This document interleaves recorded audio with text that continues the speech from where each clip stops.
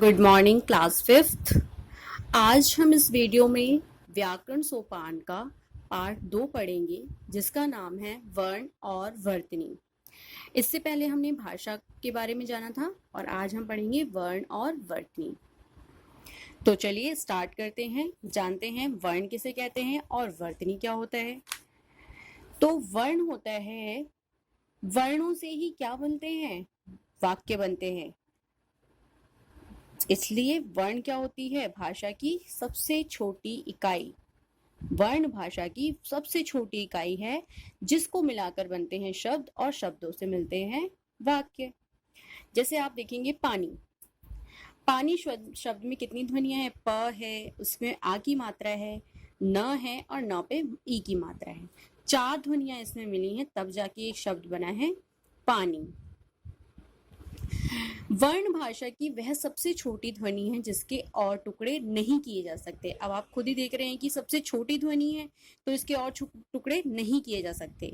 और वर्णों के ही व्यवस्थित समूह को वर्णमाला कहा जाता है। वर्णों के एक व्यवस्थित क्रम को, समूह को वर्णमाला कहते हैं।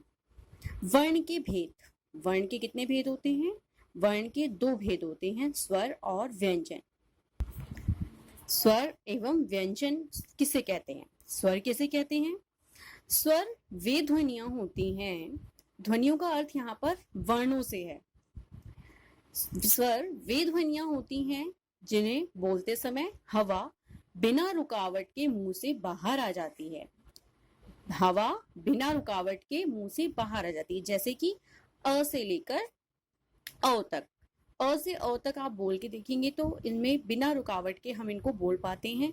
अ, आ, ई, उ, ए, री।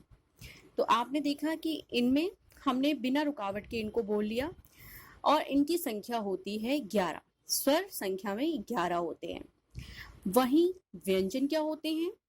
जिन ध्वनियों को बोलते समय, ध्वनियों का अर्थ मैंने आपको बताया, ध्वनि का अर्थ यहाँ पर है वर्ण से। जिन वर्णों को बोलते समय हवा मुंह के विभिन्न भागों से टकरा कर निकलती है। मुंह के विभिन्न भाग अर्थात मुंह के विभिन्न भाग हैं होंठ, गला, नासिका, तालु, दांत। तो इन सब से जब हवा टकराती है इनको बोलते समय तो उन्हें कहते हैं व्यंजन। व्यंजन जैसे कि आप क देखेंगे, क, ख, ग, घ, इन्हें बोलते समय हम गले से हवा निकल रही है। वहीं प, फ, ब, भ हम बोल रहे हैं तो हमारे होठों का प्रयोग हो रहा है। तो इसी तरह आप ट, ठ, ड, ढ बोलेंगे तो आप देखेंगे आपकी जीवा मूव करती है।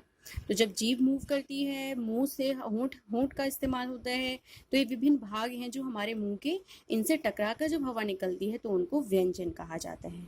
तो आज हमने देखा वर्ण, वर्णमाला और वर्ण के भेद, स्वर एवं व्यंजन। अब इन्हीं के आधार पर आपको व्यंजन को वर्गों में बांटा गया है। जैसे कि क वर्ग, क वर्ग में आते हैं क, ख, ग, घ, अंग।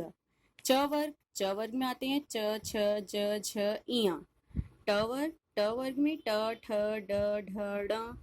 त वर्ग त, थ, द, ध, न। प वर्ग प, फ, ब, भ, म। अंत स्थ य, र, ल, व और उष्म श, श, स, ह।